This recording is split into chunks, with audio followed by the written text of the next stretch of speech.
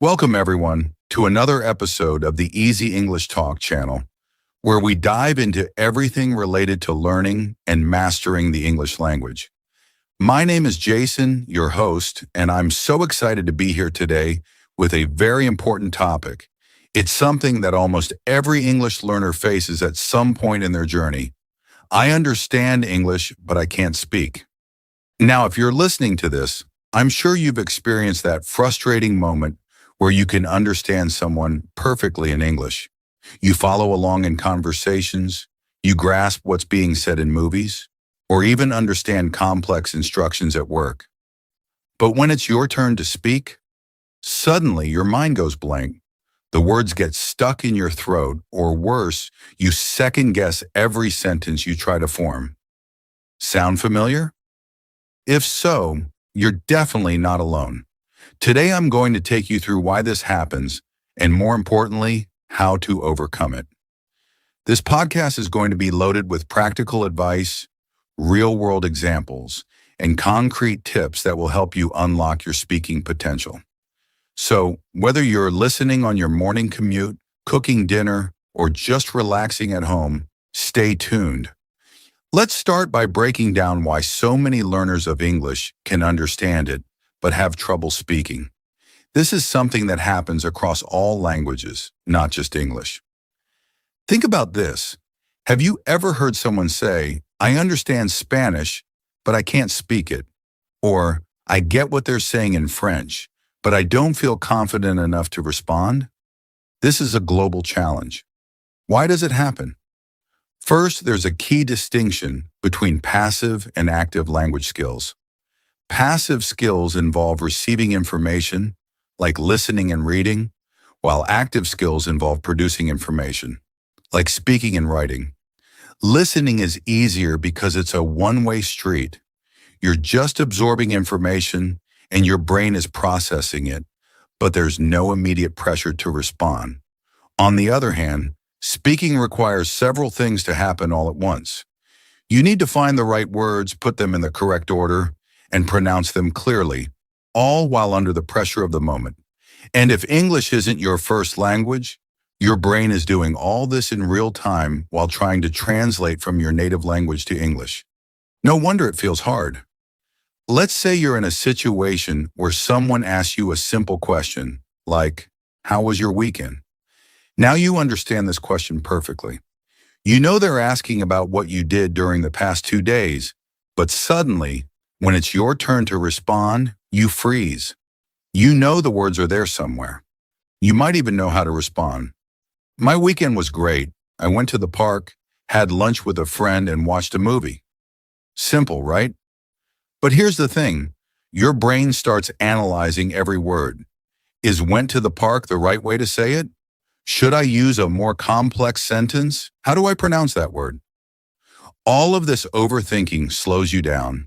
But think about this. Have you ever spoken your native language and paused to analyze every word that came out of your mouth? Of course not. That's because speaking your native language is automatic. It's reflexive. And that's where we want to get with English. We want speaking to feel natural, easy, and automatic. So how do we do that? Many English learners think the reason they can't speak is because they don't know enough words. While vocabulary is important, confidence is just as crucial, if not more so. Even if you know a lot of words, if you're not confident enough to use them, they'll just stay locked in your brain. Here's a real-life example. There was a study conducted by a language learning institute, and it found that students who were more confident in speaking, whether or not their grammar was perfect, had far more successful conversations than those who had perfect grammar, but hesitated constantly. The confident speakers were able to convey their message more effectively, even if they made small mistakes. In fact, 78% of participants said they preferred speaking with someone who was confident but made mistakes over someone who spoke perfectly but hesitated a lot.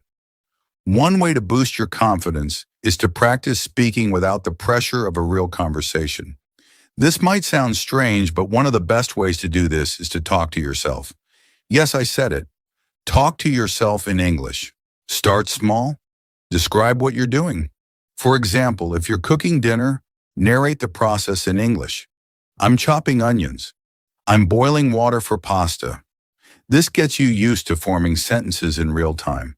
Another fantastic method is to shadow native speakers. Find a YouTube video or a podcast where someone is speaking in English. Pause the video every few seconds and repeat exactly what they said. Mimic their pronunciation, rhythm, and intonation. This is called the shadowing technique, and it's been proven to help language learners become more fluent and confident speakers. Building your speaking skills doesn't happen overnight. It's like learning to play an instrument or working out at the gym. It takes consistent practice over time. But the key here is consistent practice. If you only practice speaking once a month, progress will be slow. However, if you dedicate just 10 to 15 minutes every day to speaking out loud, whether you're practicing by yourself, with a language partner, or through a language exchange app, you will start to see results. Here's another important statistic. In a study conducted by Cambridge University, language learners who spoke for just 10 minutes a day over a 3-month period improved their speaking skills by an average of 45%. Think about that for a second. Just 10 minutes of speaking practice a day can lead to almost 50% improvement in your fluency over 3 months. That's powerful. Now let's talk about some common mistakes that learners make when trying to speak. One of the biggest mistakes is focusing too much on grammar. Yes, grammar is important, but when it comes to conversation, communication is more important. If you're so focused on using perfect grammar, you'll hesitate and lose your flow. Instead, aim for fluency over accuracy. It's okay to make mistakes. Native speakers make them all the time. Another mistake is avoiding speaking because you're afraid of making mistakes. This is one of the worst things you can do because the only way to improve your speaking is by actually speaking. Think about it like riding a bike. You're going to fall a few times, but if you don't get back on the bike, you'll never learn how to ride. Speaking works the same way. Let me tell you a story about a learner I once worked with named Ahmed. Ahmed was from Egypt, and he had been studying English for over 5 years. He could understand English perfectly. He'd watch movies without subtitles. He could read English novels, and he did well in his English exams. But when it came to speaking, he'd freeze up. He'd get so nervous that even simple sentences like, "I'm going to the store," would come out as, store, I go. After working with Ahmed for a few months, we realized the problem wasn't his English knowledge. He knew the language. The problem was his confidence. So we focused on speaking practice, but without any pressure. I had him start small, just talking about his day for 5 minutes each morning. Then we moved on to more structured conversations. Within a few months, Ahmed's speaking improved dramatically. The words flowed more naturally, and he stopped second-guessing himself.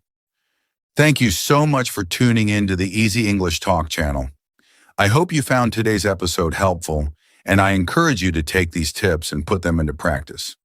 If you enjoyed this episode, please consider leaving a review or sharing it with a friend who might find it helpful. And don't forget to subscribe so you never miss an episode.